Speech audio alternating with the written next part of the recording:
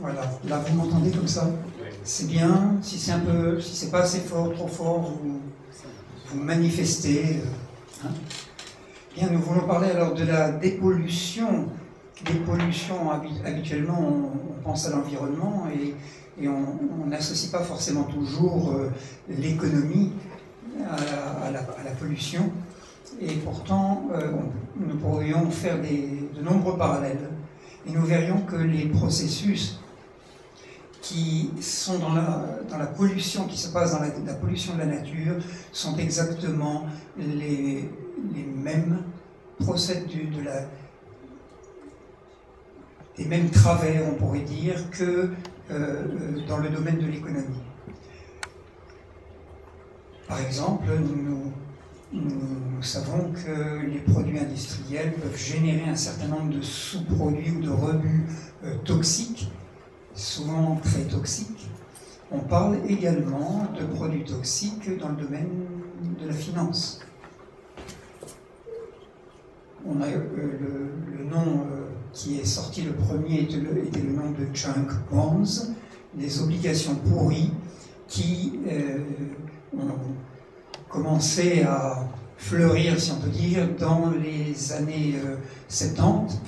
Et à partir de là, on a vu de plus en plus de produits dont on redoutait qu'un jour ils fassent comme certains produits chimiques qui s'échappent d'un réservoir et qui polluent tout l'environnement. Et on est allé plus loin dans ce domaine avec la crise qui a commencé en 2007-2008, la crise des subprimes, dont vous avez entendu parler, et qui a mis sur le devant de la scène des problèmes fondamentaux inhérents à l'économie. Et cette crise des subprimes, au fond, qu'est-ce que c'était qu'un titre de subprime? C'était un titre qui avait perdu complètement son essence, son noyau interne.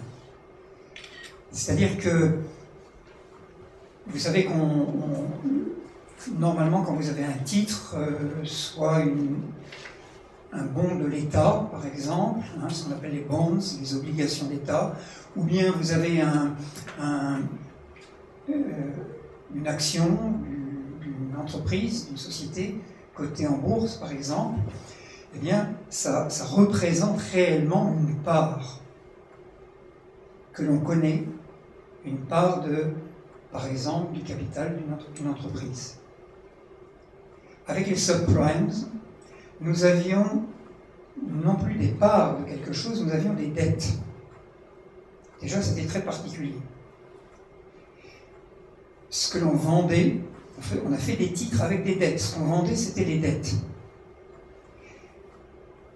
Mais on ne vendait pas une part d'une dette, on vendait une fraction d'un titre de dette. Et cette fraction d'un titre de dette était associée avec d'autres titres de dette qui étaient mélangés et qui créaient ensemble une sorte de nouveau titre, de nouveaux papiers que l'on vendait. Vous suivez le processus? C'est-à-dire qu'il n'y avait plus de substance interne. On était dans quelque chose qui est analogue avec ce qui se passe dans une réaction atomique. Où c'est pas simplement quand on a une énergie, par exemple avec le pétrole, on produit, mettons, de l'électricité. Quand on produit de l'électricité de façon nucléaire, ça veut dire qu'on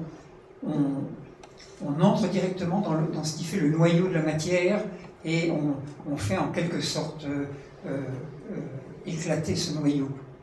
On a fait la même chose avec les titres. Et on a parlé de tsunami financier. À mon sens, on aurait pu parler d'un Tchernobyl financier. On aurait été plus proche de la réalité.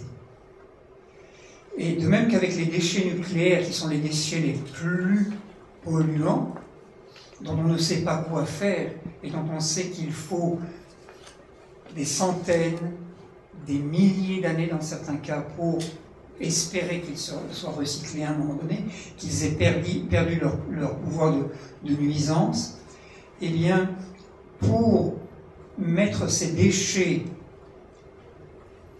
pour qu'ils ne puissent pas nuire dans l'immédiat, on est obligé de les mettre dans des coffrages. C'est-à-dire qu'on les isole totalement du reste de la nature et du reste de la vie. On les isole totalement pour empêcher la nuisance qui pourrait en résulter. Avec les subprimes, on a fait la même chose. On a créé des structures de défaisance. Donc, au lieu d'avoir des décharges, on a des défaisances.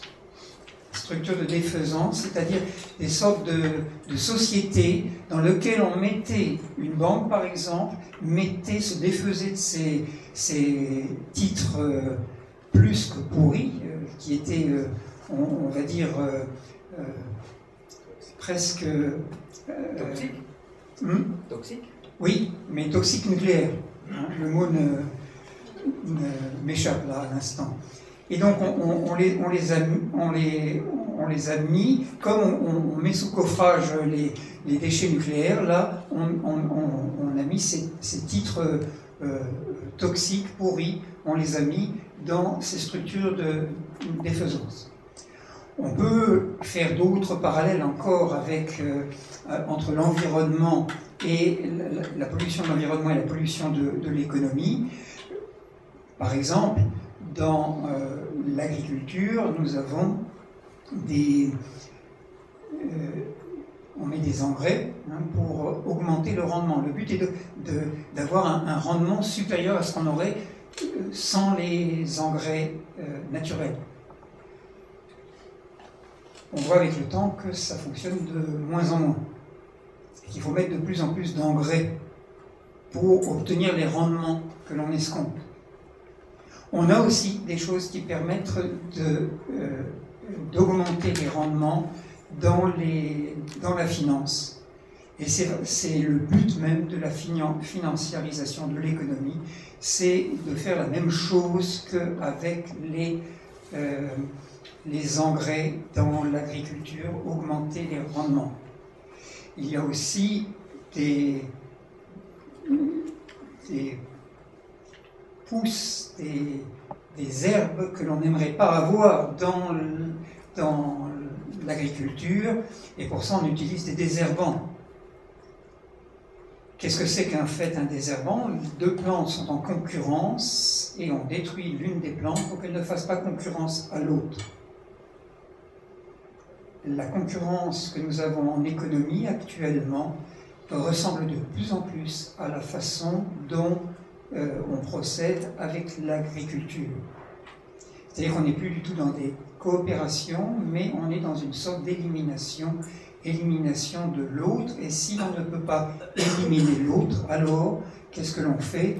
On l'absorbe, on fusionne avec lui, éventuellement on lance ce qu'on appelle une OPA, une offre publique d'achat, pour s'emparer totalement, mettre la main sur le concurrent. Dans l'agriculture, on a aussi, à un moment donné, eu l'idée, au lieu de passer complètement à une agriculture saine, respectueuse de l'environnement, on a voulu faire quelque chose d'intermédiaire et on a développé le concept d'agriculture raisonnée. Dans la finance, il y a la même chose. On appelle ça, vous serez peut-être surpris, la finance éthique. La finance éthique est de même nature et procède du même mode de raisonnement que l'agriculture raisonnée. C'est-à-dire, on ne veut pas totalement amener ce qui serait sain pour la terre ou pour l'économie. On trouve un intermédiaire et l'on soulage sa conscience en se disant que l'argent va aller vers quelque chose d'éthique.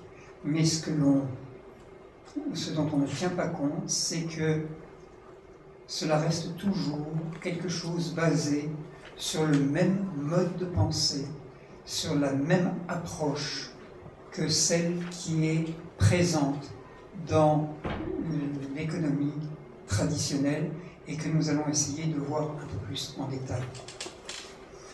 En fait, de quoi s'agit-il avec Est-ce qu'on peut remonter à la cause des causes, à ce qui est à l'origine? Quel est le phénomène primordial qui caractérise la financiarisation et qui la rend possible? Ce phénomène, en fait, il tient en un mot, c'est l'accumulation. C'est le fait que l'argent puisse, à un moment donné, s'accumuler.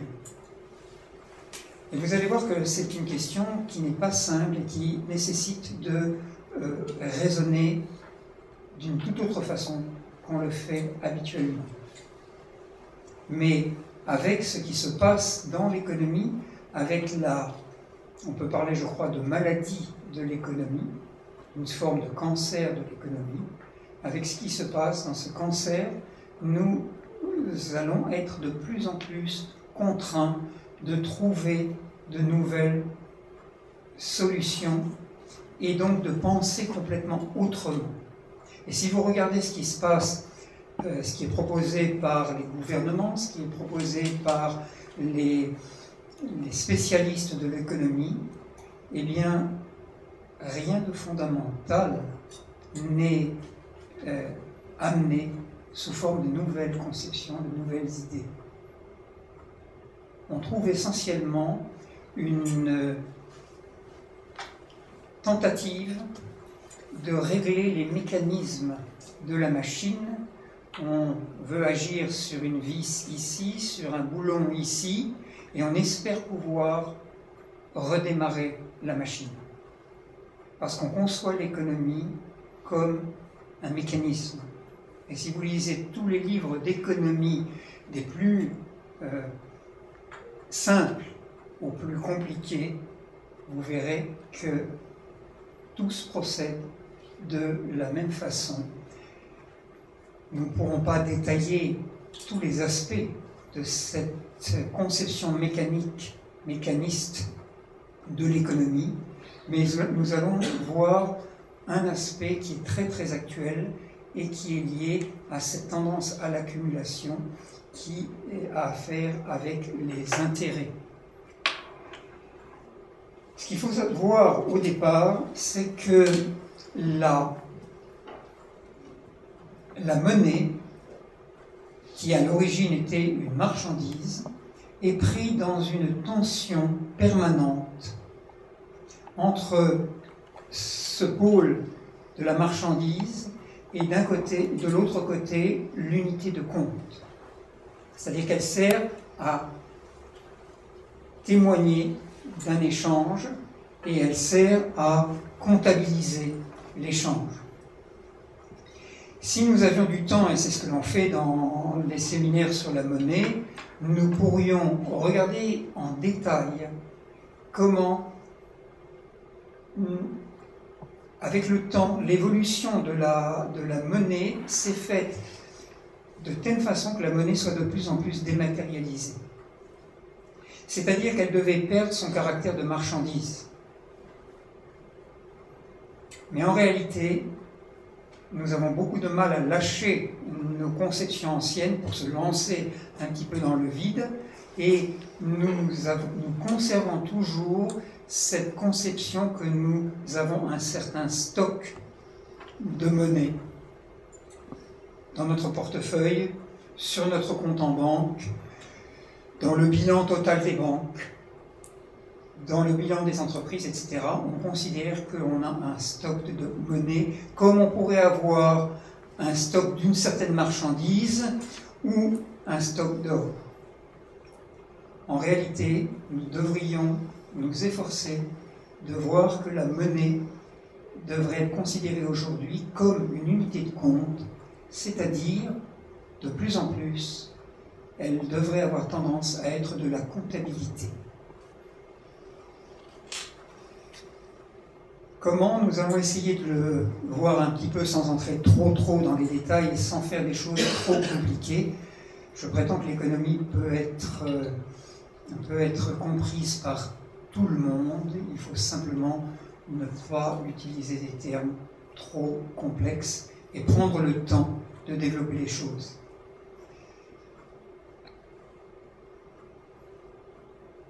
Donc la première tendance qu'il y a, donc je reprécise, hein, vous voyez cette tension entre monnaie marchandise et monnaie unité de compte. Comment résoudre ce problème-là? Et pour cela, il faudrait que nous regardions en tout premier lieu ce qui se passe avec l'intérêt, car c'est avec lui que commence la tendance à l'accumulation.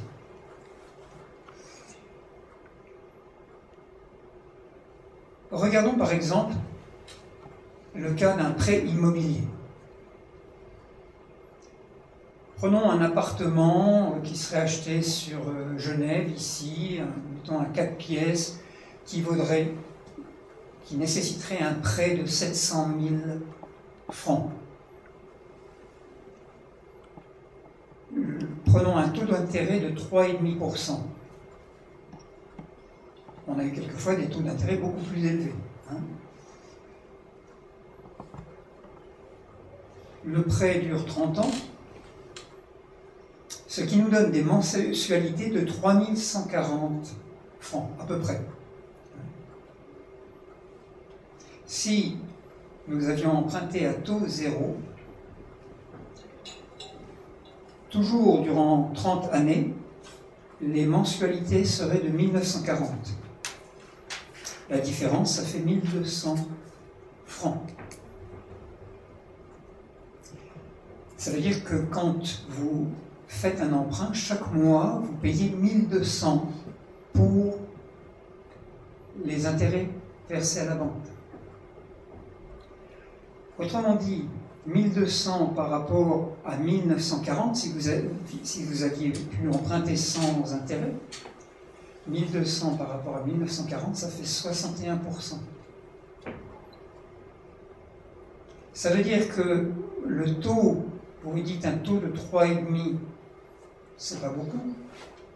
En réalité, les mensualités que vous payez sont 61% supérieures à ce que vous payeriez si vous n'aviez pas d'intérêt à payer.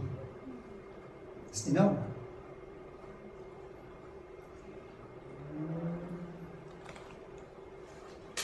L'économiste allemand Helmut Kreutz, dans son livre qui s'appelle Le syndrome de la monnaie, a évalué que lorsque nous achetons un produit, quel qu'il soit, nous payons dans ce produit les intérêts de tous ceux qui, le long de la chaîne, ont dû emprunter.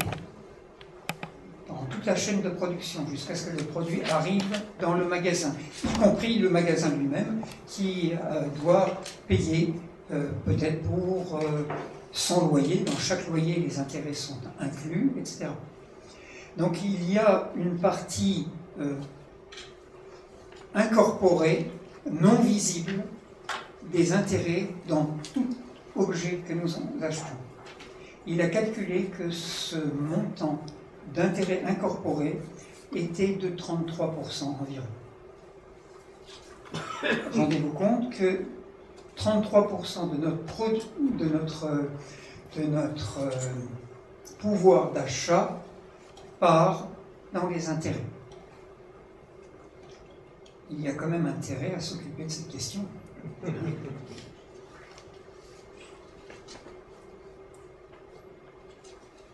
Regardons maintenant la dette des pays du Sud.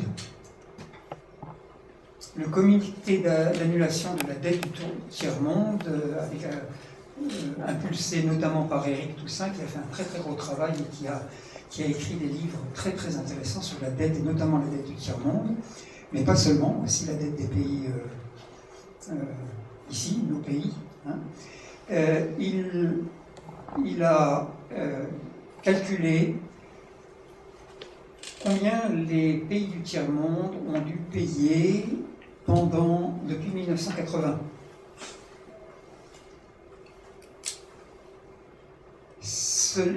Pour chaque dollar emprunté en 1980, jusqu'à 2005, les pays du tiers-monde ont remboursé 8 dollars. Vous avez bien entendu, hein? Pour 1 dollar emprunté, ils ont remboursé 8 dollars. Et ils en doivent encore 5. Vous vous rendez compte? Non, il faut l'expliquer. Bien, quand vous ne pouvez pas rembourser, vous devez emprunter pour pouvoir rembourser. Ah bah. Et donc vous vous endettez de plus en plus. Hein? C'est tout simplement effrayant comme chiffre. Je ne veux pas rentrer dans les détails, je le fais un peu plus dans mon livre, mais Thomas Sankara, qui a été assassiné peu de temps après avoir prononcé un discours célèbre à l'ONU, a parlé de criminalité financière en parlant de ça.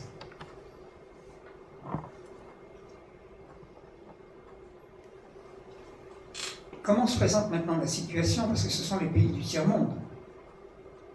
On peut dire c'est loin de nous. Et c'était loin de nous. Il n'y a pas si longtemps, tant que nous faisions comme l'autruche, que nous mettions la tête dans le sable. Mais maintenant, nous ne pouvons plus faire ça ici, dans nos pays. La Suisse est encore protégée. Elle a un déficit, un montant de dette qui ferait rêver la plupart des pays occidentaux et le Japon. Mais si on regarde le reste de l'Europe, on se rend compte, et si on regarde les États-Unis, c'est encore pire, on se rend compte que la dette est tout simplement faramineuse. Mais à quoi est due cette dette? Si vous prenez le cas de la France, en 2012, la dette française est de 1830 milliards d'euros. Environ, hein, on n'est pas au centime près. Hein.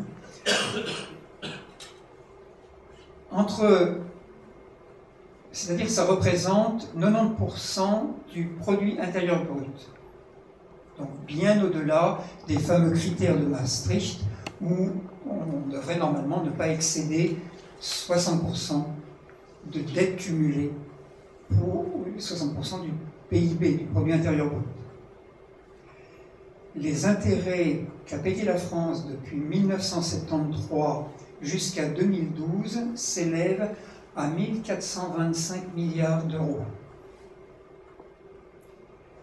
La différence est donc à peu près de 400 milliards. C'est ce qu'aurait la France, en théorie, si elle n'avait pas payé d'intérêt. La France aurait une dette de 400 milliards d'euros. Et à mon avis, elle serait inférieure à ça. Ça, c'est simplement le chiffre brut calculé théoriquement. Parce que, avec un si petit déficit, avec si peu d'argent consacré à ce qu'on appelle, avec humour, le service de la dette, donc le paiement des intérêts, si la France n'avait pas dû consacrer 1425 milliards à rembourser, à payer les intérêts de la dette, elle aurait pu impulser des choses dans l'économie qui auraient permis d'avoir beaucoup plus de pouvoir d'achat dans les populations où il n'y a visiblement plus de pouvoir d'achat, ou très peu.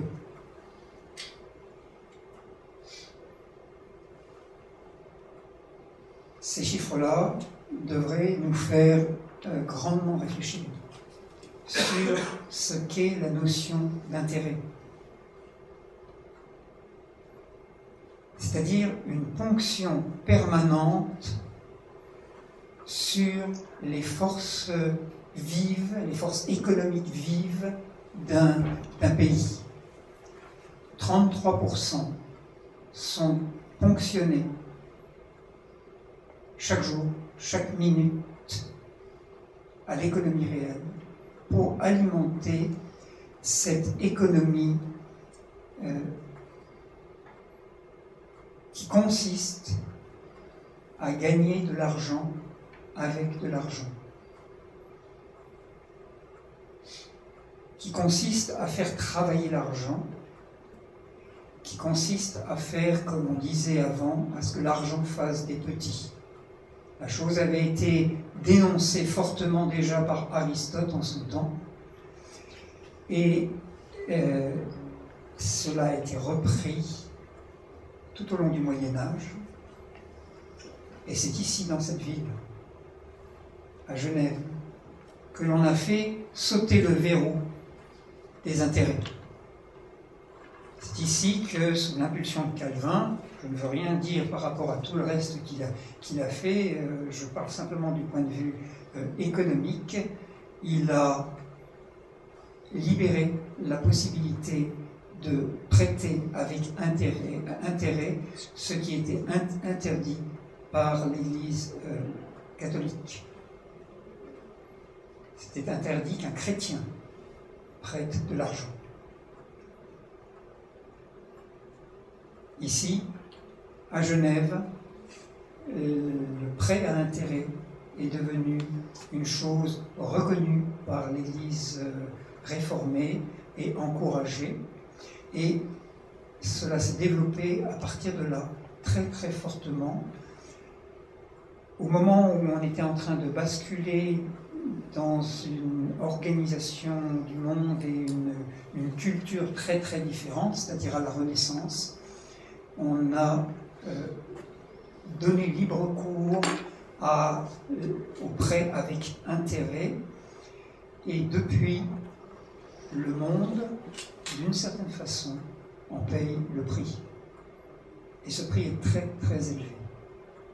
Mais vous voyez que maintenant, dans nos pays occidentaux, ce qui avant était en train de mettre à genoux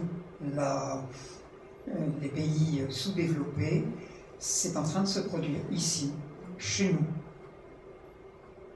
Et l'économie ne manque jamais. Vous voyez, souvent on pense que l'économie, c'est le mal, c'est le diable. Si on pouvait avoir une économie, une société sans économie et sans argent, nous serions bien. Beaucoup de gens pensent ça. Je suis d'un avis tout à fait contraire. Je pense que l'économie est quelque chose de très très sain et de très utile. Seulement nous avons perdu de vue ce qu'est une économie en bonne santé. Parce que des facteurs polluants sont rentrés dans l'économie. Mais de même qu'un sol qui a été abreuvé d'engrais, vous ne pouvez pas, et qui donc est malade, n'a plus de vers de terre, n'a plus d'humus, etc., comme on connaît ça maintenant très très bien, eh bien, de même qu'on ne peut pas dire ça c'est un sol, ce n'est pas caractéristique d'un sol. De même, l'économie que nous avons n'est pas caractéristique de l'économie, ça n'est pas l'économie. Et c'est très important de réaliser ça. Ce que nous appelons l'économie, et chaque fois que je donne des séminaires ou des cours d'économie, souvent je demande qu'est-ce que c'est l'économie? Et souvent les gens me disent c'est l'argent. Et ils sont tous surpris quand je leur dis mais l'argent ne fait pas partie de l'économie. Si l'argent fait partie de l'économie, alors l'argent redevient marchandise, ce qu'elle était à l'origine.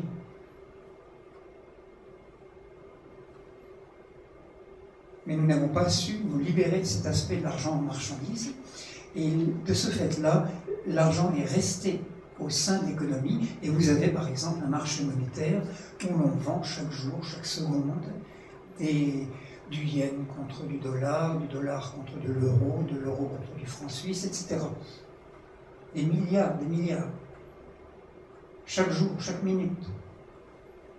Des centaines, des milliers de milliards. Si je dessinais la bulle, la sphère de l'économie réelle, je ferais à peu près ça. Un cercle à peu près comme ça. Si je dessinais la sphère de l'économie spéculative, je ferais un cercle à peu près comme ça, de cette taille-là. Vous voyez? un petit cercle et un grand cercle.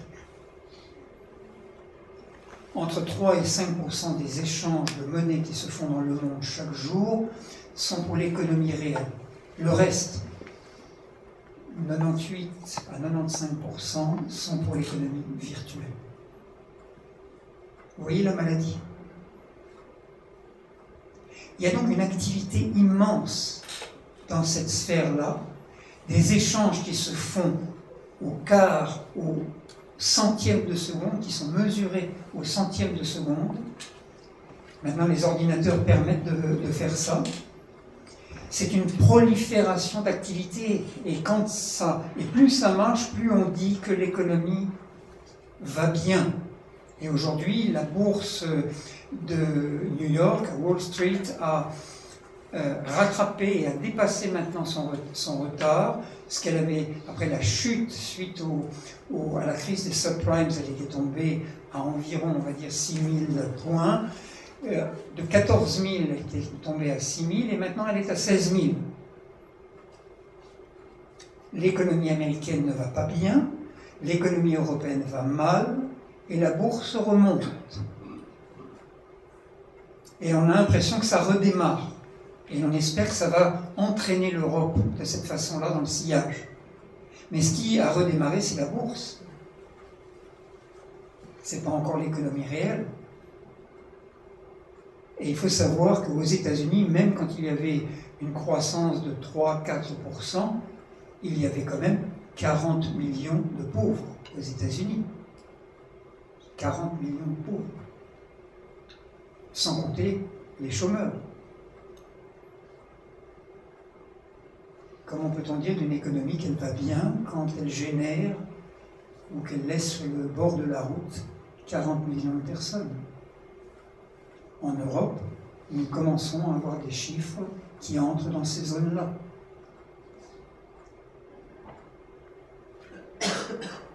Cette prolifération, en fait, on pourrait la comparer à celle qui se fait dans une mare qui n'est plus alimentée par de l'eau qui coule, par un ruisseau, par exemple.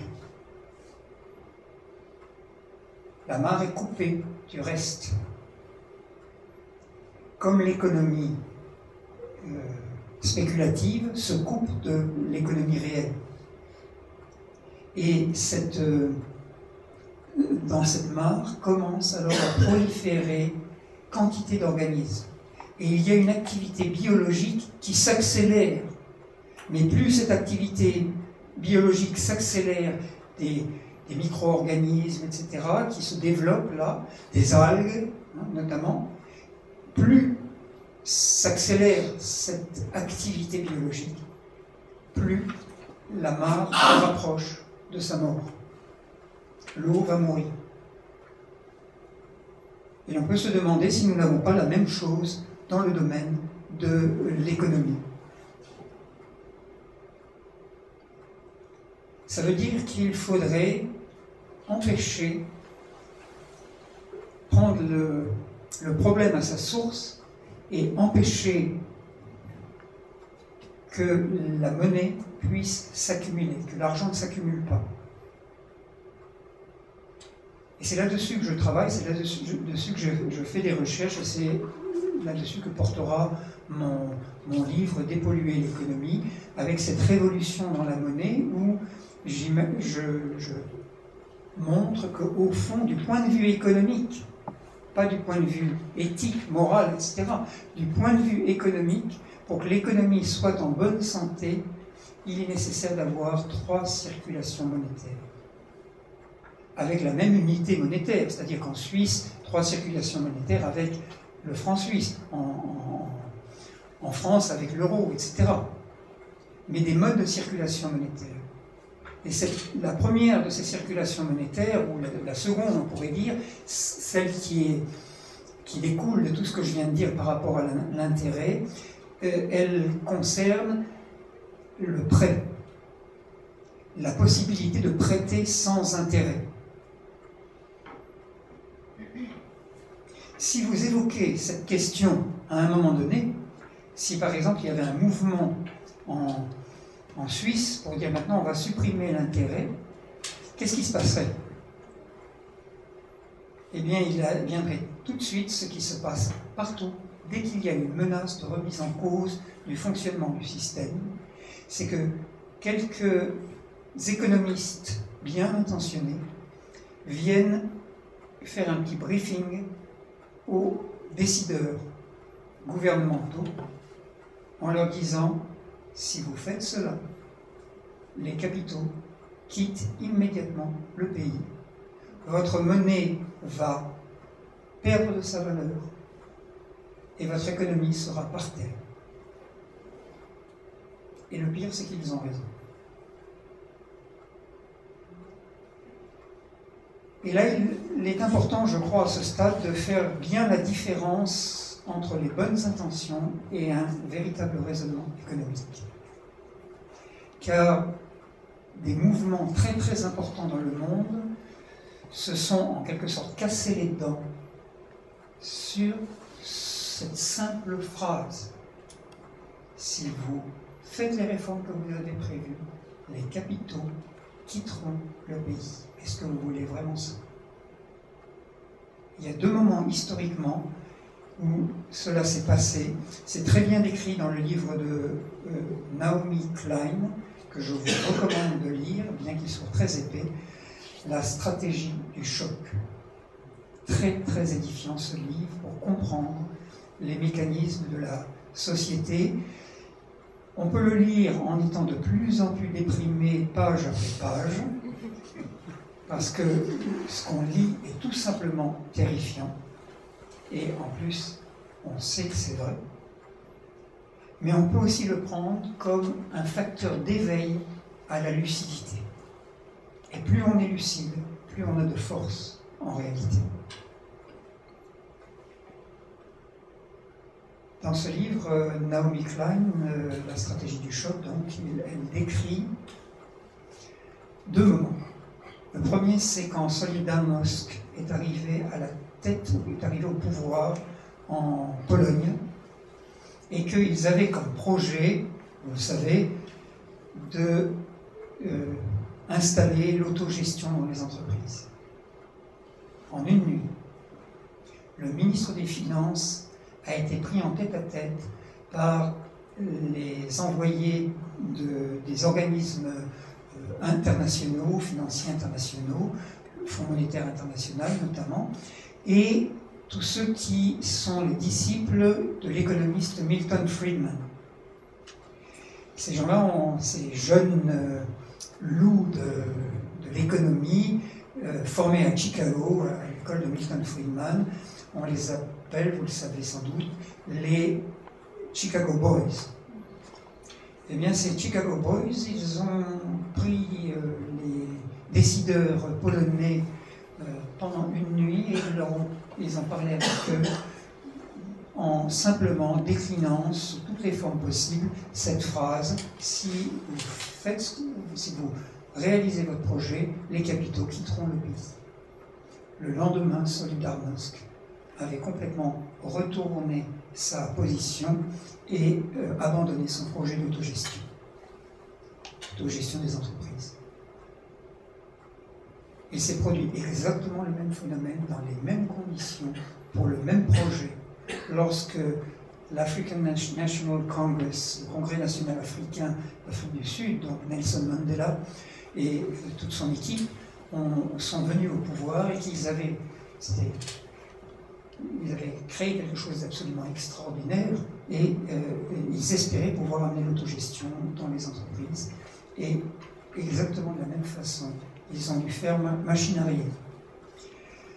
Donc vous voyez, je n'invente rien, je ne fais que décrire des choses qui se passent régulièrement dans l'économie. Et si vous suivez, je ne vais pas rentrer dans le détail, mais si vous suivez certaines modifications dans le projet présidentiel en France, le projet de François Hollande, vous verrez qu'il en est exactement de même, et pour les mêmes raisons. Donc la question est, et c'est une question vraiment très profonde, peut-on se passer des apporteurs de capitaux. C'est-à-dire, comment faire pour avoir de la monnaie, pour financer les entreprises qui veulent se développer, comment le faire? Car c'est une nécessité que les entreprises puissent créer une nouvelle usine, par exemple, ou bien qu'une nouvelle entreprise se crée. Et si vous regardez ce qui est à votre gauche, en gris sombre, vous avez les droits à consommer. Moi, je ne parle plus de monnaie, je parle de droits à consommer. Des droits à consommer résultant de l'activité actuelle de l'économie. Il est nécessaire qu'à droite, il y ait aussi un montant de droits à consommer qui soit mis à disposition des entreprises nouvelles qui veulent se créer ou celles qui veulent développer leur activité, qui ont besoin de financement pour ça. Il faut donc une monnaie de financement. Comment faire? Aujourd'hui, la monnaie de financement vient toujours d'où? Elle vient toujours, si on regarde ça au fond, d'un acte passé de l'économie qui a conduit à une accumulation d'argent. C'est-à-dire que nous sommes tournés totalement vers le passé. Et nous dépendons de ce passé et de ceux qui ont eu la possibilité de pouvoir accumuler cet argent. Il se peut très bien qu'il l'ait accumulé de la façon la plus honnête possible. Ça existe. Et ça existe même souvent. Et ça, je tiens aussi à le souligner, beaucoup de personnes qui mettent à disposition de l'argent pour le développement des entreprises le font en ayant l'impression de faire un acte tout à fait nécessaire pour l'économie et avec la meilleure conscience possible, ils le font. Vous comprenez? Souvent on dit oui, il y a ceux qui ont l'argent et on emploie des qualificatifs que je n'oserais pas prononcer ici. Mais ça n'est pas le cas. Tout le monde est pris dans une sorte de système qui fonctionne et qui entraîne tout le monde là-dedans. Et je ne veux absolument pas faire de morale en disant il y a les bons et il y a les méchants. Il ne s'agit pas de ça. Nous parlons d'économie. Il faut donc raisonner de façon économique et voir que l'économie conduit elle-même au fait que l'intérêt est destructeur, désorganisateur pour l'économie et qu'il faut donc trouver les moyens de créer une économie qui puisse se passer de l'argent accumulé préalablement. Est-ce possible? Ça existe déjà. Les crédits accordés par les banques, 92%, c'est de la création monétaire plus récente. Je viens là-dessus. Oui, c'est... oui, justement, parce que et c'est ça que l'on a, à mon sens, pas compris dans l'économie. C'est-à-dire qu'on reproche aux banques de faire de la création monétaire à partir de rien. Entre 92 et 95% qui est fait. En réalité, bon, on ne va pas discuter sur les chiffres, mais c'est à peu près dans ces zones-là. Donc, les banques créent, et on dit qu'elles créent de la monnaie ex nihilo, ce qui en latin veut dire à partir de rien. On a l'impression que c'est un coup de baguette magique et que les banques créent comme ça. Et voyez-vous, dans les milieux alternatifs, c'est un des points de départ que l'on prend pour dire qu'il faudrait procéder tout autrement. Et vous avez un film qui a été énormément visionné sur Internet. Vous pouvez, si vous tapez sur un moteur de recherche l'argent dette de Paul Grignon, vous verrez décrit ce phénomène. Le problème, c'est que ce film est truffé d'approximations et d'erreurs que l'on pourrait bien détailler si on avait le temps. Ça serait intéressant de visionner ce film et de voir toutes les erreurs qu'il contient. Et ce film façonne toute une partie de la pensée alternative, comme si la création monétaire se faisait ex nihilo, et comme si elle était un problème, alors que toutes mes recherches me conduisent à dire que c'est le remède. Mais cette monnaie n'est pas créée ex nihilo, à partir de rien, et c'est là l'une des erreurs les plus importantes. Sur quoi est basé l'argent que prête un banquier et qu'il n'a pas en caisse, qu'il va faire apparaître sur votre compte en banque si vous empruntez 10 000 pour acheter une voiture, si vous empruntez 100 000 ou 200 000 pour créer une entreprise. Qu'est-ce qui fait la valeur de cet argent? Est-ce que c'est basé sur rien? Sur quoi est-ce que c'est basé? C'est basé non pas sur le passé, mais sur le futur. C'est basé sur ce que le banquier estime de votre capacité à rembourser.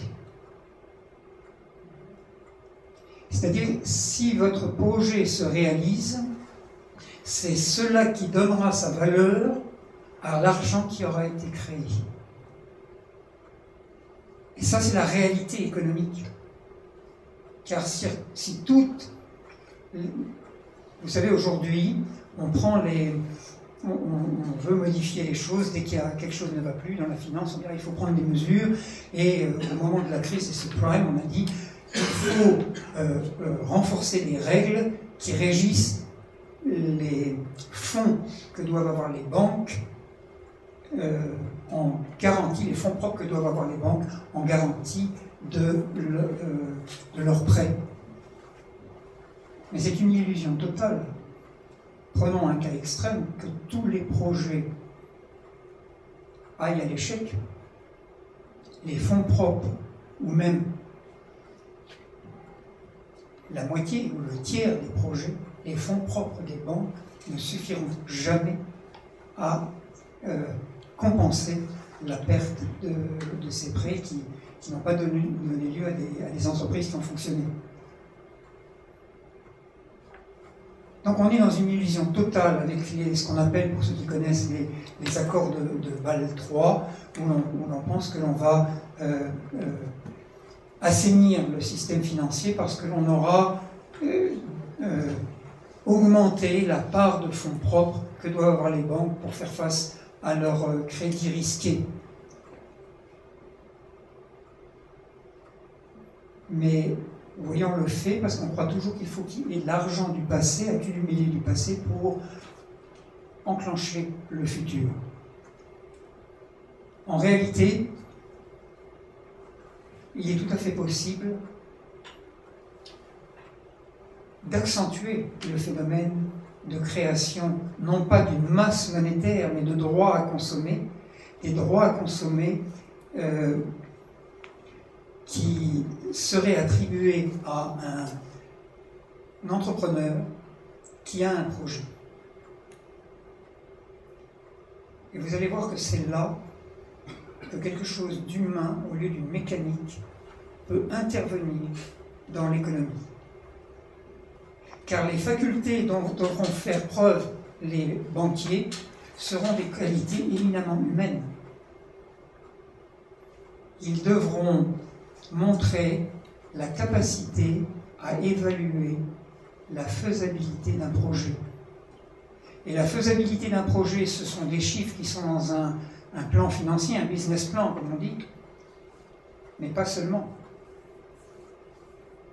Ce que doit apprendre à évaluer un banquier, c'est,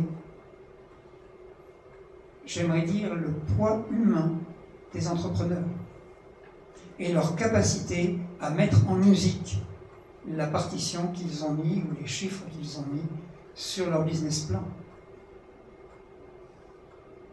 là, on aurait quelque chose d'essentiellement humain et qui exigerait une formation tout à fait autre des banquiers. Au lieu d'en faire des techniciens qui, certaines fois, ne regardent même pas la personne qu'ils ont en face d'eux, nous aurions des êtres qui devraient apprendre à percer l'humain à jour dans ses capacités d'entrepreneur.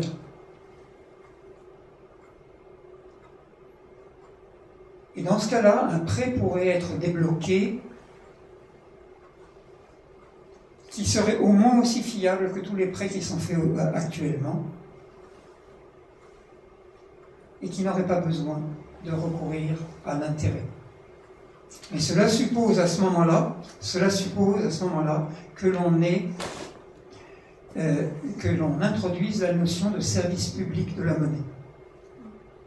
Parce que bien sûr, comment financer une banque si elle ne peut plus demander des intérêts? Elle peut demander des frais comme le font les banques déjà aujourd'hui. Les mécanismes existent, il n'y a rien à réinventer de ce côté-là. Mais ce qui est nécessaire, c'est qu'il y ait de l'argent public et qu'on reconnaisse comme une nécessité de l'économie qu'il y ait une possibilité de financement, que c'est un service public que de financer les entreprises. Mais j'ai bien parlé de service public, mais pas de service étatique. Et là, je fais une grande différence avec la notion que j'ai développée de service public de la société civile. C'est-à-dire des organisations, des instituts de financement, par exemple, qui sont créés par des citoyens eux-mêmes, avec un cahier des charges de service public. Je n'entre pas dans le détail maintenant, mais vous pourrez trouver ça dans mon livre et également sur mon site Démocratie évolutive, où je le décris dans le domaine de l'éducation, et maintenant je viens de développer ça pour le domaine de la monnaie, avec les 3 types d'institutions monétaires dont je parle pour les 3 circulations monétaires. Je viens de vous, très courtement, de vous décrire les instituts de financement. Nous avons également, si c'est possible, à la fin, vous gardez bien votre... Parce que je ne suis pas sûr de rester aussi jusqu'à la fin. Oui, mais si possible, j'aimerais aller jusqu'au bout parce que sinon le temps est très court. Il y a aussi des personnes qui doivent partir, qui ont un train, et donc je préfère qu'elles aient la totalité, hein, si ça vous va. Et donc la deuxième circulation monétaire, c'est au fond la première, c'est celle avec laquelle on commence tous les jours. C'est la monnaie qu'on utilise pour faire nos achats, pour payer tout ce que l'on a à payer chaque jour. Je l'appelle la monnaie de consommation. Et cette monnaie de consommation, elle pourrait être gérée par ce que j'appelle les banques de monnaie de consommation, qui seraient des banques aussi de services publics, non étatiques, et qui seraient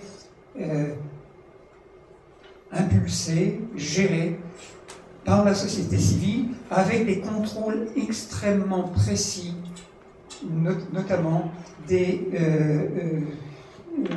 différents cercles que je prévois, dans lesquels interviennent des organisations non gouvernementales, des ONG. Donc ces organismes, elles géreraient la monnaie, les dépôts, ce seraient des banques de dépôts, qui seraient bien sûr, comme les instituts de financement, des organismes sans but lucratif. Elles auraient plusieurs caractéristiques qui changeraient complètement leur rôle et leur fonctionnement par rapport à ce que nous connaissons comme les banques de dépôt. Notamment, elles ne pourraient pas utiliser l'argent des dépôts pour quoi que ce soit dans leur fonctionnement. Elles ne toucheraient pas à cet argent déposé. Cela irait même jusqu'au point que l'argent dont elles ont besoin pour acheter des ordinateurs, des chaises, des bureaux, etc., cet argent-là ne serait pas dans un compte situé dans leur établissement. Elles devraient ouvrir un compte dans une autre banque de monnaie de consommation. Ce qui ferait une séparation totale entre les fonds de la banque qu'elle utilise pour son propre fonctionnement, payer les salaires, etc., et l'argent des déposants. Une cloison étanche, totalement étanche, devrait exister.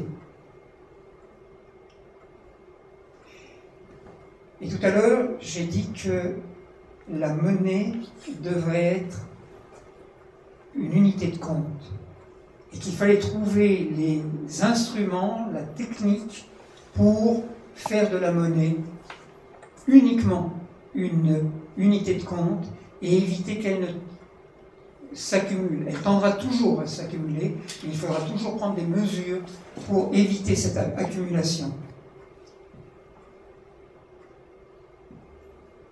Si la monnaie est uniquement une unité de compte, elle est de la comptabilité.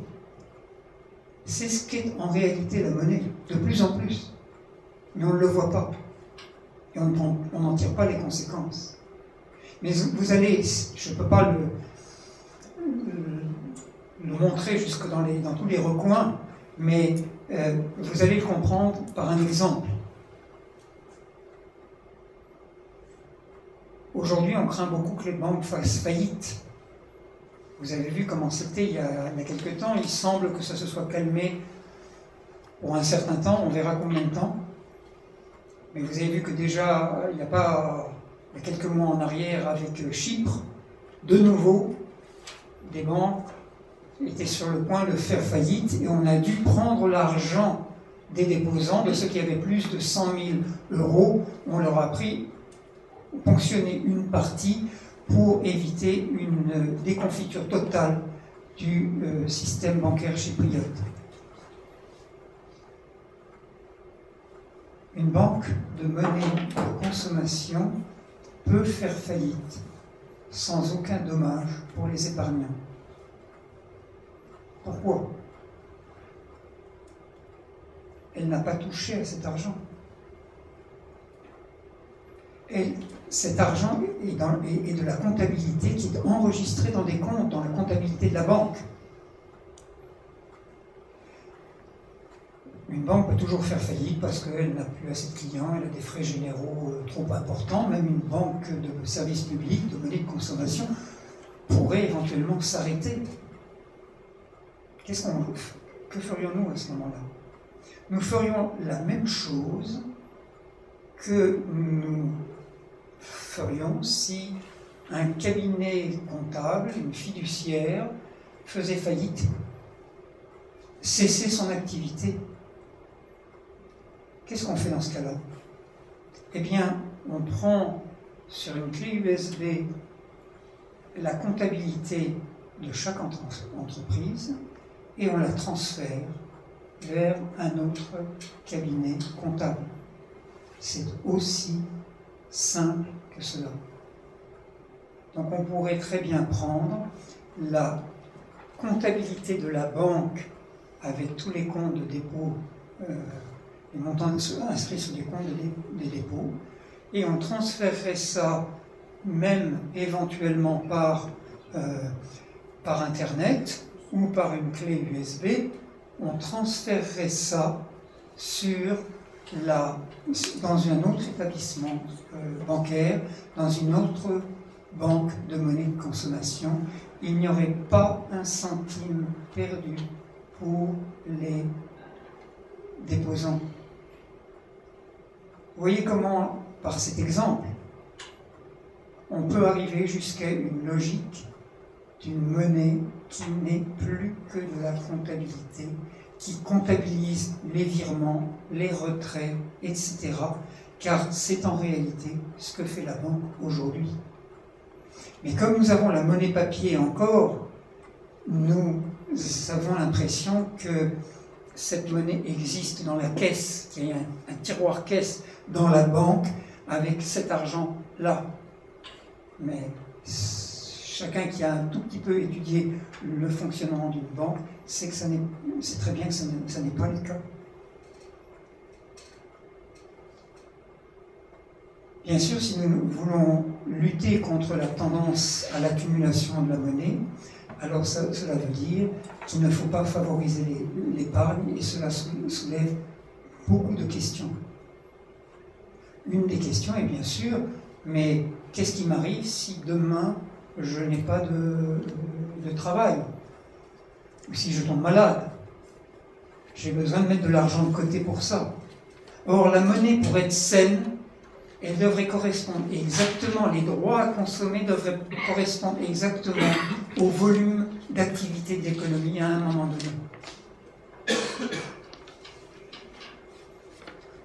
On devrait tendre le plus possible vers ça. Bien sûr, on ne sera jamais au centime près là-dessus, mais comme tendance, nous pourrions arriver à cela si l'on considérait la monnaie non plus comme une marchandise, mais comme une donnée comptable, comme un droit à consommer, et la crainte de l'avenir qui fait qu'on dit mais je dois épargner, elle vient d'un autre problème qui n'est pas monétaire.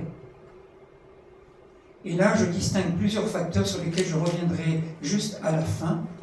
Et l'un de ces facteurs, c'est le facteur travail-rémunération, parce que c'est un problème de rémunération, de retraite aussi, et ça n'est absolument pas un problème monétaire. Et sinon, on allait jusqu'à regarder en même temps plusieurs aspects de l'économie, alors à ce moment-là, on se rendrait compte qu'on pourrait résoudre le besoin d'épargner d'une toute autre façon qu'en mettant de l'argent de côté. Alors, je ne dis pas qu'il faut pousser la chose totalement à l'extrême, et il peut exister une possibilité d'épargne. Mais dans ce cas-là, dans le mécanisme que je prévois, il y aurait une décote de l'épargne chaque année, à moins qu'on le prête à une entreprise qui a besoin d'emprunter. Sinon, la monnaie serait fondante, dans des proportions suffisamment décourageantes pour l'épargne. Peut-être que vous ne vous sentez pas tout à fait à l'aise avec ça, parce que peut-être que vous avez vous-même un petit matelas quelque part dans le coin d'une banque avec un petit peu d'argent de côté pour les quelques mois, les quelques années à venir. Je le comprends très bien que ça ne nous mette pas à l'aise une telle proposition, parce que ça suppose une grande révolution de notre conception de l'économie et une grande révolution aussi dans le domaine de la rémunération et des retraites, etc. Mais si nous regardons l'intérêt global de l'économie et quels sont les facteurs de santé de l'économie, alors nous arriverons, à mon avis, à cette conclusion. Vous voyez, je vous parle uniquement de ce qui est la santé de l'économie, et dans la santé de l'économie doit être inclus une saine rémunération pour tout le monde. Je n'aborde pas cette question maintenant, mais je vais quand même tirer un trait dans cette direction avec un domaine de l'économie particulier qui est ce que l'on appelle l'économie non marchande.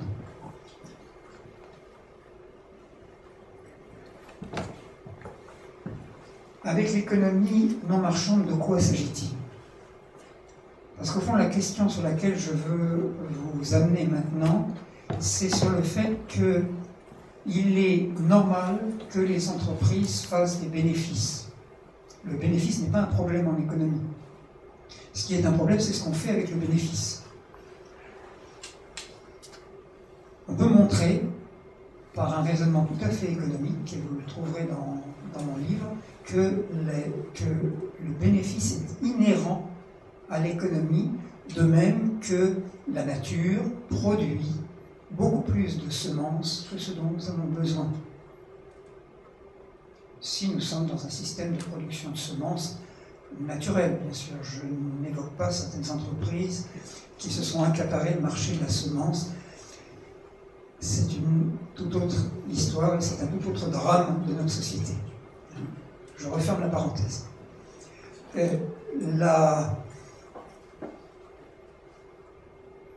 L'économie est généreuse par nature. Si elle n'est plus généreuse, c'est qu'elle est malade. Et c'est aussi parce que nous ne savons pas orienter les bénéfices dans la direction qui convient. Et cette direction, elle n'est pas du tout la grande bulle de la spéculation, là où vont la plupart des bénéfices. Elle est vers l'économie non marchande. Cette économie non marchande, qu'est-ce qu'elle est? Vous la voyez sur le schéma. J'ai pris les services marchands, on est donc dans ce qu'on appelle le secteur tertiaire de l'économie. Vous avez les services marchands, par exemple les transporteurs, les commerces, les informaticiens, les comptables, etc., etc. Tout ce qui est du domaine des services et qui en Suisse représente plus de 75% de l'économie. Mais vous avez aussi d'autres services qui ne sont pas marchands. Nous allons essayer de comprendre pourquoi. Par exemple, j'ai mis ici la gendarmerie, qui est un service. C'est une nécessité qu'il y ait un ordre de circulation, un ordre public, etc., pour que l'économie puisse fonctionner. C'est un besoin de l'économie. Donc le gendarme fait un acte économique si on le regarde sous cet angle-là. On peut le regarder sous d'autres angles, avec d'autres lunettes.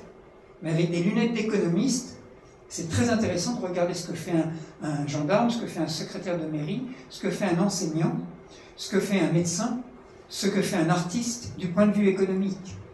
Lorsque vous allez à un concert, lorsque vous allez à une conférence, lorsque vous allez à une pièce de théâtre, vous pouvez avoir des idées qui vous transforment dans votre travail, d'une façon tout à fait indirecte. Une œuvre de Mozart, une pièce de Molière, etc., peut vous donner des intuitions, des inspirations pour quelque chose, des idées. Moi, ça m'arrive régulièrement qu'en assistant à quelque chose de culturel, j'ai tout à coup des idées qui n'ont rien à voir avec ce que je suis en train d'écouter. C'est pas parce que je ne suis pas attentif, mais c'est que tout à coup, je m'ouvre à autre chose et que de nouvelles idées peuvent arriver. Et je ne suis pas le seul, beaucoup d'amis m'ont raconté ce vécu. Pensez aussi à l'acte économique d'un professeur qui, peut-être, par intuition comme ça, va faire quelque chose avec un enfant qui va changer fondamentalement quelque chose dans le parcours de cet enfant. Et peut-être que le fruit de cet acte-là ne se verra que dans 10 ans, 15 ans, 20 ans. Et il y a des choses que nous avons pu vivre dans notre enfance qui continuent à grandir, ou des choses que nous avons vécues lors d'une manifestation culturelle, ou d'un livre que nous avons lu, des choses qui continuent à cheminer en nous, qui nous accompagnent et qui grandissent en nous. Et là, nous sommes en face de quelque chose de très intéressant du point de vue économique. Vous avez à gauche la production d'un bien qui prend un certain temps. La production d'un bien se fait comme ceci, et ça arrive à un moment donné à la chaîne des valeurs ajoutées, s'additionne, se fait, et quand vous arrivez en haut de la courbe, c'est le moment de la vente, et à ce moment-là commence la consommation du bien. Et cette consommation, si c'est par exemple une salade, elle va se faire très très rapidement. Si vous avez un vêtement, cela prendra un peu plus de temps. Si vous avez du mobilier, quelques années de plus. Si vous avez une maison, là on est sur des durées extrêmement longues.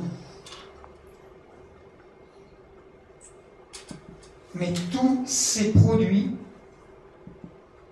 à un moment donné, sont soit consommés totalement, soit usés progressivement et nécessitent une restauration, un remplacement, etc. Avec la culture, il en est autrement s'il s'agit d'une véritable culture, pas d'une marchandisation de la culture comme on tente de le faire aujourd'hui. Avec la culture, les biens produits par la culture, comme j'ai essayé de les caractériser avec quelques exemples, ces biens-là continuent de croître. Ils n'ont pas une durée de vie limitée. Vous voyez qu'ils sont dans une situation totalement différente, et c'est en réalité pour cela qu'ils sont non marchands. Parce qu'on ne peut pas évaluer une prestation culturelle comme on peut évaluer le prix d'un stylo, d'une gomme, d'une voiture, etc. Ça, on peut très très bien le calculer avec une relative précision. Mais pour ces produits-là, un sourire à un moment donné qui va donner confiance à un enfant et qui lui donnera envie de continuer ce calcul qu'il n'arrive pas à faire, ce sourire, comment voulez-vous lui mettre un prix? Ce qui est la même chose pour une infirmière quand elle rentre dans la chambre d'un malade, etc. Et qui fera que le malade pourra retrouver plus facilement de l'espoir et de la santé et pourra retourner et agir dans l'économie autrement. Ça devient donc une valeur économique, mais qui ne peut pas être chiffrée de la même façon qu'un objet d'économie marchande. Là est la grande différence entre le marchand et le non-marchand. Et c'est un facteur de l'économie, de santé de l'économie, c'est un facteur de santé de l'économie que cette économie non marchande reçoit suffisamment d'argent pour vivre. Et cet argent est une forme à ce moment-là de contribution. Elle n'est pas un achat de prestations, elle est une forme de contribution. Certains parlent de don, je préfère le terme de contribution. Pourquoi ? Parce que ce terme existe déjà dans l'économie et qu'il n'a pas une connotation moralisante. Parce qu'il est très facile, si on a une certaine fortune, de créer une fondation et de dire je fais des dons comme ça. Or, je ne parle pas de dons philanthropiques. Je parle d'une nécessité économique. Et jadis, lorsqu'on parlait de l'impôt, avant que l'impôt soit devenu quelque chose de tout à fait impersonnel et imposé, on parlait de contributions. Il y avait les contributions directes et les contributions indirectes.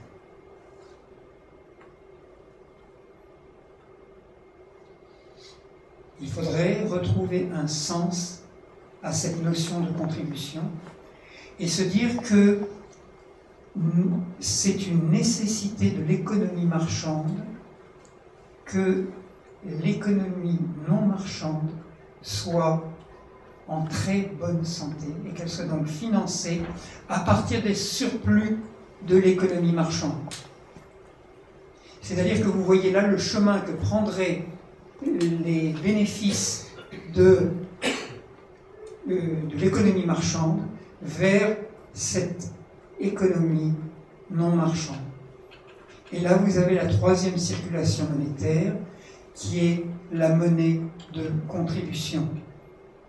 Et cette circulation monétaire, si vous voulez vous en faire une image, de voir à quel point elle est nécessaire pour la santé, vous pouvez la rapporter à une autre circulation qui se passe dans le corps humain avec le sang. Vous savez qu'avant la naissance, il y a une seule circulation dans le corps, c'est la circulation, la grande circulation, qui est en lien avec la circulation de la mère. Au moment de la naissance, se met en place une deuxième circulation qui va du cœur au poumon et des poumons au cœur. L'enfant inspire, en inspirant, il prend de l'oxygène qui va régénérer le sang, et quand l'enfant expire, le gaz carbonique sort et évite une intoxication. Notre économie est intoxiquée parce que nous n'avons pas su mettre en place une circulation qui, pour l'économie non marchande, serait exactement de même nature que la circulation sanguine vers les poumons.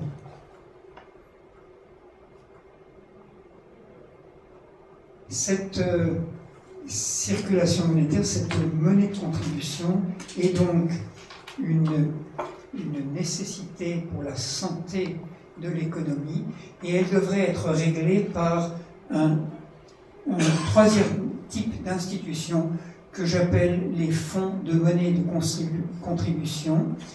Ces fonds seraient également soumis à un cahier des charges de service public, et je détaille beaucoup dans mon livre le fonctionnement et les règles auxquelles ces institutions seraient soumises. Ces fonds de monnaie de contribution donc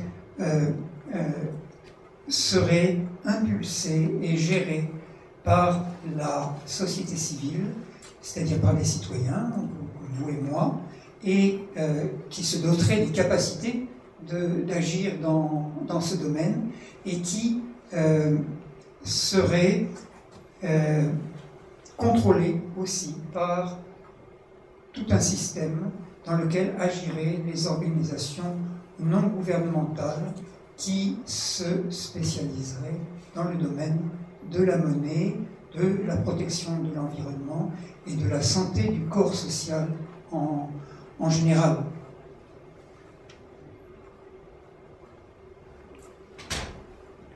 Si vous suivez cette circulation monétaire, alors vous verrez que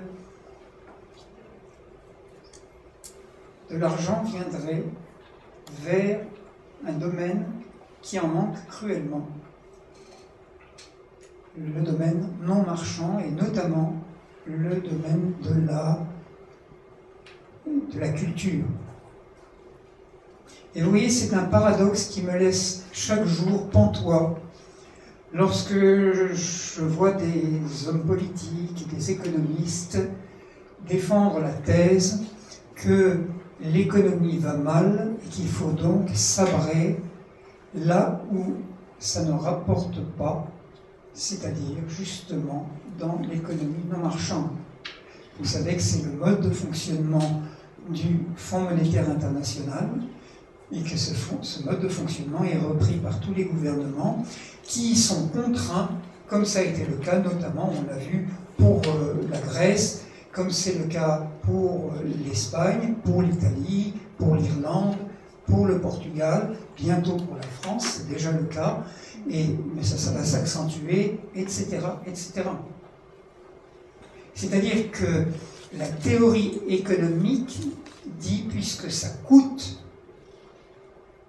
alors il faut diminuer les budgets jusqu'à ce que ça aille mieux.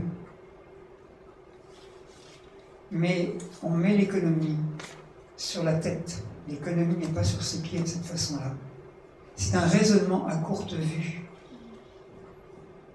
Parce que si nous avions cette circulation monétaire, cette troisième circulation, la monnaie de contribution, de l'argent irait vers ce domaine-là. Au lieu qu'on réduise les crédits, on les augmenterait, au contraire. Qu'est-ce que l'on ferait ainsi? On créerait des postes de travail qui sont extrêmement nécessaires. Regardez le nombre d'associations qui ne demanderaient qu'à engager des gens. Et or, justement, l'économie marchande n'a plus besoin de ces gens. Parce que l'économie marchande progresse, sa productivité augmente, et comme elle augmente, on n'a pas besoin des personnes qui jusqu'à présent occupaient ces postes. Donc il faudrait que nous arrêtions de rêver qu'un jour il y aura le plein emploi dans l'économie marchande. Ce temps-là est terminé et c'est très bien ainsi. Cela libère l'homme pour d'autres tâches. Quand je dis l'homme, c'est l'être humain, bien sûr. Hein. Cela libère l'être humain pour d'autres tâches dont il y a cruellement besoin dans l'économie non marchande, où beaucoup de gens pourraient mettre leurs compétences à disposition dans ce domaine-là, ou acquérir de nouvelles compétences en se formant.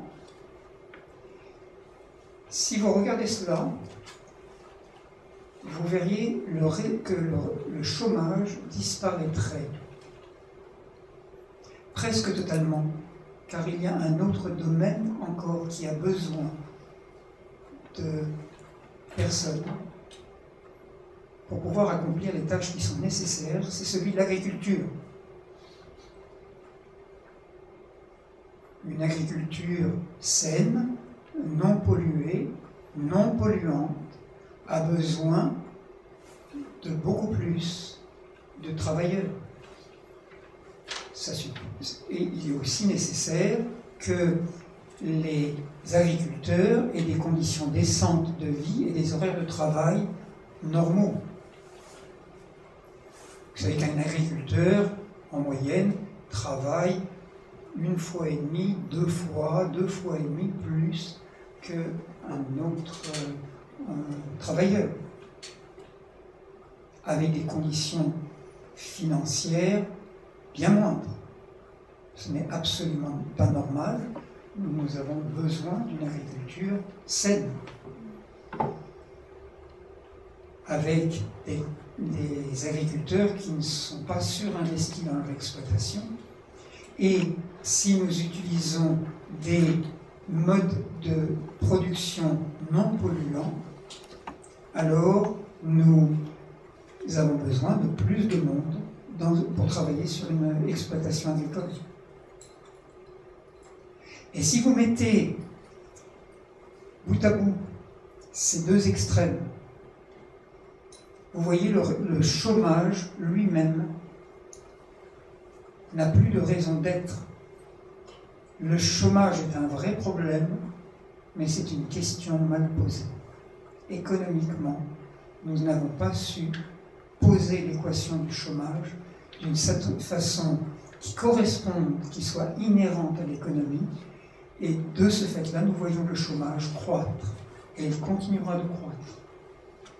Tant que nous ne réaliserons pas qu'il faut orienter les bénéfices des entreprises, ce qui suppose une structure de capital complètement différente, bien sûr, mais tant que nous n'aurons pas réalisé que les bénéfices des entreprises doivent aller financer cette économie non marchande, que c'est une nécessité d'équilibre, que c'est inévitable pour une dépollution de l'économie. Et vous voyez, c'est intéressant parce que nous voyons se rejoindre le thème dont la comparaison dont nous sommes partis, c'est-à-dire que nous avons comparé la pollution de la nature et la pollution de l'économie, et nous voyons que pour résoudre cette dépollution de ces deux domaines, eh bien, nous devons aller jusqu'à toucher les deux extrêmes, ce qui est aux extrêmes des trois secteurs, hein, c'est-à-dire, d'un côté, la frange extrême du secteur tertiaire, ce qu'on appelle le tiers secteur, là où on voudrait avoir de plus en plus de bénévolat au lieu de donner des salaires normaux aux gens, d'un côté, là où l'esprit humain doit être très très actif pour transformer la façon de travailler, et d'un autre côté,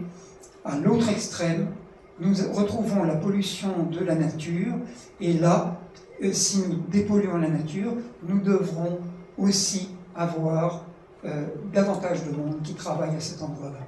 Donc à ces deux extrêmes, nous avons la possibilité de dépolluer ces deux domaines et en même temps nous faisons faire un pas considérable à notre façon de considérer le chômage. Et pour terminer, je voudrais simplement juste esquisser le fait que nous avons parlé d'un domaine aujourd'hui, c'est le domaine de la monnaie. Nous avons essayé de montrer comment la monnaie ne doit plus être marchandise et qu'elle doit sortir du domaine de l'économie. C'est une tâche extrêmement importante et c'est par elle qu'il faudrait commencer. Mais simultanément, nous avons trois autres tâches, trois autres facteurs de dépollution de l'économie qui agissent comme agissent les engrais pour augmenter les rendements dans la production agricole. Là, nous avons 4 facteurs qui agissent comme des phosphates, des nitrates, etc. Et vous avez le foncier immobilier sur lequel on devrait avoir une approche révolutionnaire dans ce domaine. Une autre approche révolutionnaire, c'est dans le domaine du capital-action et de la propriété du capital. Et le 4e domaine, c'est celui du travail qui devrait être vu, et quand je parle de travail, je parle de rémunération et de retraite également, et de contrats, etc. Tout ceci, je ne peux pas vous en parler là maintenant, ce serait trop long, mais ce sera l'objet du 2e tome de mon livre Dépolluer l'économie, qui traitera donc des 3 autres facteurs que nous n'avons pas pu aborder ce soir. On ne peut pas voir l'ensemble de toutes les questions qui se posent en une soirée, que c'est quand même un domaine très très complexe. J'ai essayé de vous dresser un tableau qui a touché certains aspects. Il y a encore bien d'autres aspects sur lesquels il faudrait travailler. Donc pour moi, la première chose qui serait nécessaire, c'est vraiment un travail de fond sur l'économie, avec une nouvelle forme de pensée de l'économie, que j'ai essayé d'esquisser là aujourd'hui, qui se fait en beaucoup d'endroits. On voit que ça émerge en beaucoup d'endroits, et je pense qu'il faudrait rassembler les forces pour aller quelques crans plus loin. Et une fois que les choses auront été suffisamment travaillées, alors je pense que les citoyens peuvent à ce moment-là se mobiliser pour obtenir certaines choses. Moi, ce qui m'intéresse, j'ai écrit un livre que vous trouvez là-bas qui s'appelle « La démocratie évolutive », dans lequel il y a tout un volet d'économie. Cette notion d'évolutivité, pour moi, elle est très très importante. Parce que sinon, on peut aller vers un chaos, on voit très bien. Si on ne trouve pas des solutions évolutives, on va attendre soit le grand soir, soit le clash complet de la société, et on sait très bien que ce genre de choses n'apporte pas les solutions qu'on attend. Donc, ici en Suisse, nous avons une grande chance. Je dis nous parce que je suis franco-suisse. Donc, nous avons une grande chance, parce que nous disposons de la démocratie directe. C'est-à-dire que nous pouvons demander certaines choses. Ça ne veut pas dire que c'est facile, parce qu'en face, vous avez des moyens publicitaires et de pression énormes. Or, pourtant, les citoyens suisses ont su montrer à certains moments qu'ils savaient garder leur cap. Notamment le fameux 6 décembre 1992, où alors que tout le monde les incitait à voter dans la direction d'adhérer au mécanisme européen, ils ont dit non à la surprise générale. Regardez la dernière votation sur les revenus des patrons d'entreprise. C'est le peuple qui l'a voulu. C'est peut-être pas idéal, c'est peut-être pas, etc., mais c'est quand même un fait. Aujourd'hui, ce matin, François Hollande vient de décider d'abandonner cette proposition alors qu'il l'avait mise dans son programme. Récent, comparé. Ça veut dire que le peuple a la possibilité, mais si on voulait demander tout de suite, et là je voudrais préciser que dans mon livre qui va sortir, donc celui que vous voyez là, la couverture, eh bien, dans ce livre, je détaille jusque dans le fonctionnement des banques les mécanismes. Et je vais jusqu'à des propositions très détaillées, article par article, d'un nouveau système monétaire international. Donc, ça va, il y a déjà de quoi se mettre sous la dent avec ça. Hein. Et je profite de préciser que, à mon avis, c'est une question pour faire la transition écologique.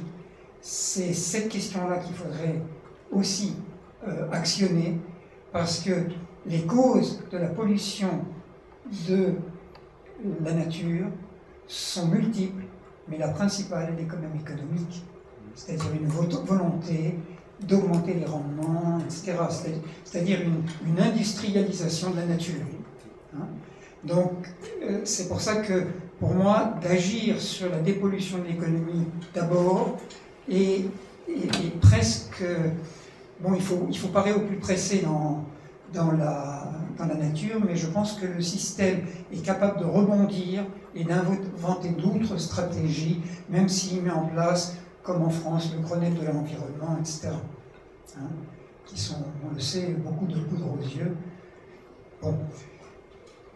Donc, comment faire maintenant? Et c'est là que je rejoins la notion d'évolutivité.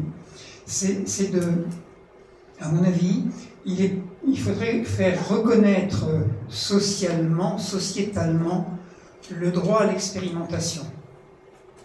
Que ça devienne un facteur de notre culture, le droit à l'expérimentation.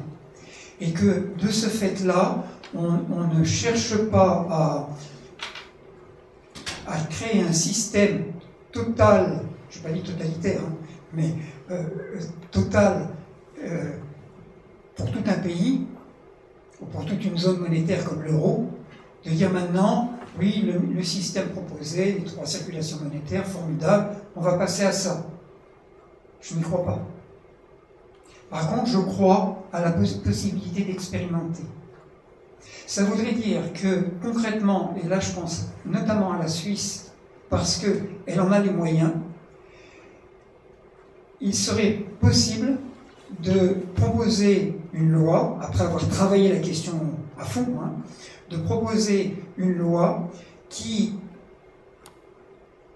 mette sur pied des organismes, des instituts monétaires, donc banques de monnaie de consommation, instituts de financement et fonds de monnaie de contribution, en tant que service public, à titre expérimental, et on verrait à ce moment-là quels citoyens iraient vers ces organismes et si l'expérience suscite un intérêt suffisant dans la population. Service public, ça veut dire financé avec de l'argent d'État. Mais le peuple suisse a la possibilité législative, s'il travaille bien la question sur le fond, de proposer un texte raisonnable. Ça veut dire qu'il y ait des chances de passer. Pas un texte qui veuille faire l'idéal absolu, mais quelque chose de faisable. Et à ce moment-là, ça servirait d'exemple pour le monde. La Suisse a une double capacité pour faire ça. La première, je l'ai mentionné, c'est la démocratie directe. La deuxième, c'est que la Suisse a une balance commerciale qui est excédentaire. Un pays qui ferait ça avec une balance commerciale déficitaire, il aurait beaucoup de mal à arriver à un seuil critique qui montre que l'expérience crée une monnaie forte, une monnaie solide, qui n'est pas soumise à fluctuation, et que donc cette monnaie sert de monnaie d'échange à l'international pour les importations. La Suisse, elle, ayant une balance commerciale excédentaire, a la possibilité de faire ça et a un terrain solide pour faire ça. Donc elle a un double avantage qui fait que, à mon sens, ça vaudrait la peine de creuser cette question, de faire des groupes de travail pour faire cette chose. Et j'ajouterai juste une chose pour montrer que l'impossible est possible. Hein. Comme disait Mark Twain, des innocents ne savaient pas que la chose était impossible, alors ils l'ont faite. Vous connaissez la phrase. Hein. Eh bien, soyons un peu comme ces innocents. Et la chose que je voulais ajouter, c'était quoi? Ça m'échappe. Oui, la Suisse a aussi montré un autre exemple, c'est la possibilité de renverser les modes d'attribution de subventions à l'agriculture. Et ça, c'est quoi? C'est un paysan qui s'est levé un matin et qui a dit « je vais le faire ». Et il a réuni les gens, il a fait un comité d'initiative et il a fait voter cette loi qui a inversé les flux de subventions vers l'agriculture biologique, alors qu'avant, elle n'allait pas vers là, elle allait vers l'agriculture conventionnelle. Ça semblait impossible, une chose comme ça. Mais regardez comment cette chose a été faite et que ça fait croître l'agriculture biologique d'une façon remarquable en Suisse.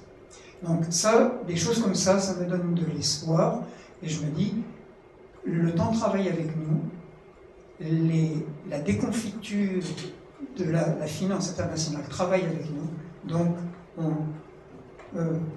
elle travaille avec nous dans le sens que plus elle va mal, plus des idées comme cela ont des chances de trouver leur chemin.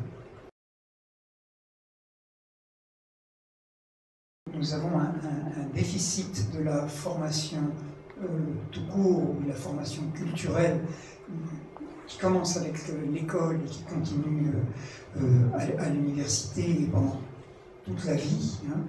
Nous avons un déficit parce que la formation est orientée vers le modèle engendré par la pensée unique. Et donc, il est très très important qu'une multitude de chemins s'ouvrent au lieu de cette voie unique qui est tracée par l'économie, par les besoins de l'économie.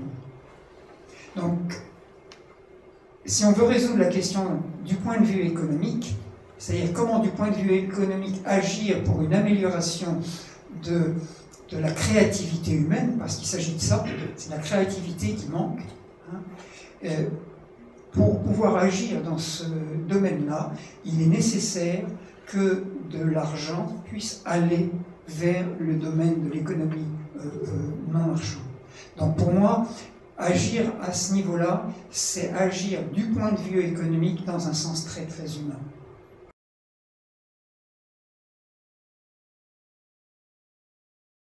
J'appelle l'économie dont je parle, je l'appelle l'économie à valeur ajoutée humaine. Et j'ai longtemps réfléchi parce que c'est un ami qui m'a dit « Pourquoi tu ne dis pas économie à valeur humaine ?» Il m'a proposé ça comme titre un peu générique pour cette économie. Économie à valeur humaine. Puis j'ai réfléchi longtemps et je me dis « Économie à valeur humaine, c'est ambigu. » Ça suppose une sorte d'idéal moral. Et je pense que ce n'est pas à l'économie d'avoir un idéal moral. Je pense que si l'économie agit selon les lois de l'économie, elle est morale. Vous comprenez? Ça, c'est pas facile à saisir. On croit que l'économie est immorale parce que nous voyons aujourd'hui ce qui se passe dans l'économie. Mais ce n'est justement pas l'économie. L'économie est solidaire par nature. Je prends un exemple. Je sens que ça fait froncer quelques sourcils. C'est très très important d'arriver à penser autrement aujourd'hui. Le simple acte économique ne peut être que solidaire. Quelqu'un qui produit des gommes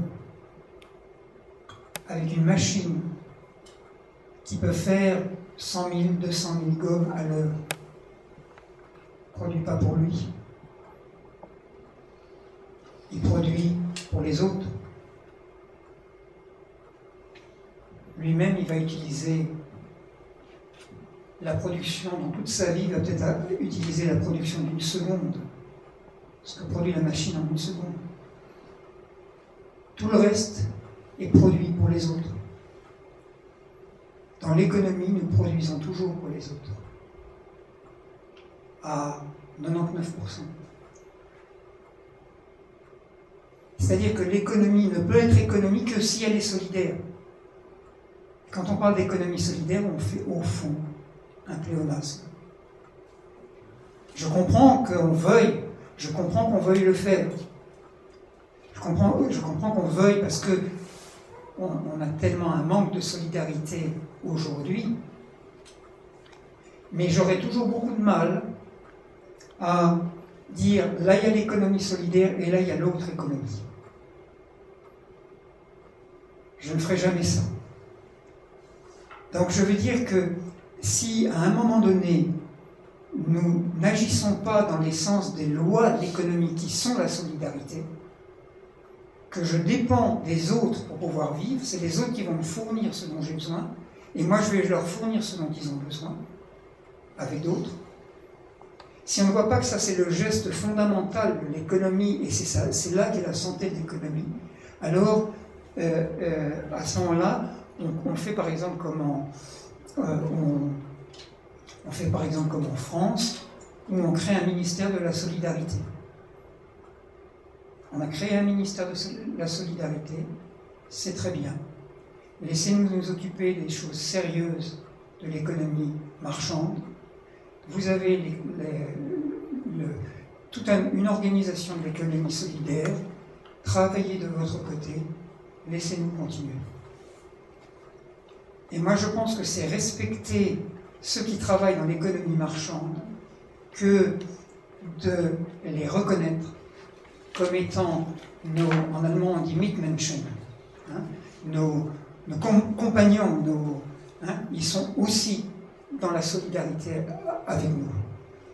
Donc ça c'est un aspect où il me semble qu'il faudrait qu'on change nos raisonnements, c'est-à-dire qu'on aille plus loin dans la façon économique de chercher les choses, parce que dans l'économie sociale et solidaire, à mon sens, même s'il y a énormément de bonne volonté, il y a aussi un déficit de la pensée économique. Et là, je rejoins la deuxième partie de votre question et l'intervention de Georges. Je vais encore vous surprendre, peut-être, je suis désolé, mais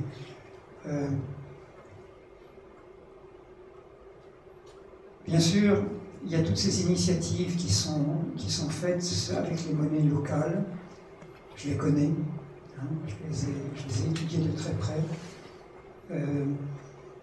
Et j'apprends cette initiative, très bien, hein, de dire on va redonner à la Banque nationale le pouvoir de création monétaire au lieu en enlevant aux banques privées. Peut-être ce sera un mieux dans l'immédiat, mais il faudrait vraiment regarder dans le détail. Mais ce que je vous propose de regarder d'abord, c'est que le mode de raisonnement est le même. Le mode de raisonnement n'a pas changé. Et c'est ce qu'on a souvent avec les monnaies parallèles. Et là, il faudrait vraiment passer une soirée à détailler ça. Hein. C'est que on raisonne de la même façon que raisonne le système actuel avec la création monétaire. On le fait dans d'autres buts. On a un but social et solidaire. On a un but local. Tout ça est vrai. C'est très bien aussi pour se familiariser avec les questions monétaires. C'est très bien et j'ai rien à dire contre toute expérience sociale. Et si on veut regarder d'un point de vue économique, il faut se demander comment penser autrement et comment ne pas créer des monnaies avec le même mode de pensée que celui qui préside à la création monétaire actuelle.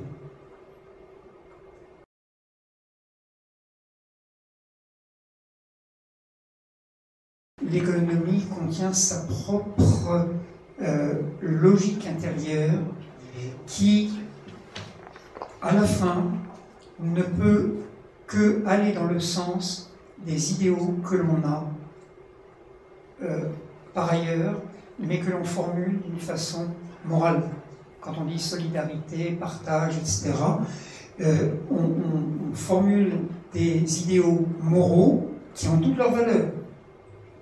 Mais l'économie, pour moi, je précise ça a une valeur dans nos comportements individuels. Si on regarde maintenant comment agir dans la macroéconomie, comment agir dans l'économie en général, alors à ce moment-là, nous ne pouvons pas, à mon sens, mettre de jugement moral en se disant ça va agir et ça va mettre des choses, je termine juste, ça va agir et mettre des choses à leur place. Et pourquoi je dis ça? C'est parce que l'économie a sa propre logique interne. C'est-à-dire que si vous faites quelque chose qui est contre l'essence même de l'économie, alors l'économie entre en déséquilibre. Elle se désorganise et à un moment donné, elle vous présente l'addition. Vous devez payer la facture. C'est ce que nous faisons actuellement. Et vous pouvez regarder partout, l'économie, c'est une loi infaillible de l'économie. C'est que parce que l'économie a besoin fondamentalement d'équilibre, que tout soit équilibré. Si l'économie n'est pas équilibrée, à un moment donné, c'est parce qu'on a introduit un facteur de désorganisation, et à un moment donné, l'économie vous présente la facture, et cette facture, on le voit aujourd'hui, elle est de plus en plus salée. Voilà ce que je voulais préciser. Allez-y.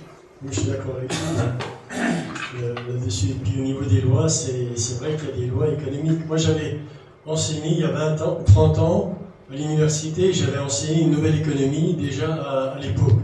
Donc, où on voyait bien les lois économiques, mais prises d'une façon nouvelle, avec une approche tout à fait nouvelle. Je ne sais pas si vous avez entendu parler, l'orthoéconomie, orthologique ou des choses comme ça. Donc c'était il y a 30 ans, et puis ce qui avait été dit à l'époque, c'est ce qui arrive aujourd'hui. Parce qu'on n'a pas pu inverser les choses. On a bien discuté avec des banquiers suisses de haut niveau, mais le système, il n'a pas changé. Enfin, toujours est-il que... Mais actuellement, on est en train de créer de la monnaie aussi à côté, là, à Annemasse, une nouvelle monnaie. Et justement, je voudrais introduire à ce niveau-là des notions. On peut faire cette création monétaire en ayant des règles éthiques par rapport à ça. Parce que si on produit de la pollution, c'est solidaire aussi, mais c'est négatif. Donc là, il y a des critères humains à mettre en place par rapport à l'économie. C'est pas de produire n'importe quoi ni n'importe comment. Vous voyez ce que je veux dire? Je vois très bien. Oui. Là, il y a des critères. Et ça ne fonctionne pas automatiquement, même s'il y a des lois économiques, oui. Mais ça peut produire n'importe quoi. Bien sûr. Mais ce qu'il faudrait regarder, c'est pourquoi. Parce que, vous voyez, moi j'ai l'impression que nos diagnostics ne vont jamais suffisamment loin. C'est peut-être un peu fort comme je le dis comme ça, je m'en excuse, mais c'est parce que j'observe beaucoup ce qui se passe dans le domaine économique et dans le domaine de l'économie alternative. Je suis en contact permanent avec ce domaine-là. Et je pense qu'à bien des égards, nous ne faisons pas ce qu'il faudrait. C'est-à-dire qu'on ne va pas suffisamment loin dans le diagnostic. Et alors on met en place des stratégies, et j'ai appris d'une personne que je respecte beaucoup, qui s'appelle Marshall Rosenberg. Vous connaissez peut-être, communication non violente. J'ai participé à un séminaire avec lui, et ça a été pour moi un peu une découverte, de voir à quel point il insistait sur le fait de ne jamais mettre en place une stratégie avant d'avoir éclairé ce qui précède. Parce que sinon, on dilapide ses forces et on peut avoir des choses très contre-productives. Et je crains que dans les milieux de l'économie alternative, qui sont portés par un enthousiasme phénoménal, qui me donne beaucoup d'espoir, Mais cet espoir est sérieusement tempéré en ce moment, parce que j'ai l'impression qu'on s'engouffre dans des stratégies qui ne reposent pas sur une analyse suffisante de l'économie, qu'on court-circuite une étude profonde de l'économie, et qu'on se met à ce moment-là à mélanger des domaines qui sont de nature de l'éthique individuelle, que l'on veut placer dans des comportements de groupe. Et ça, c'est une chose qui, à mon avis, ne fonctionnera jamais.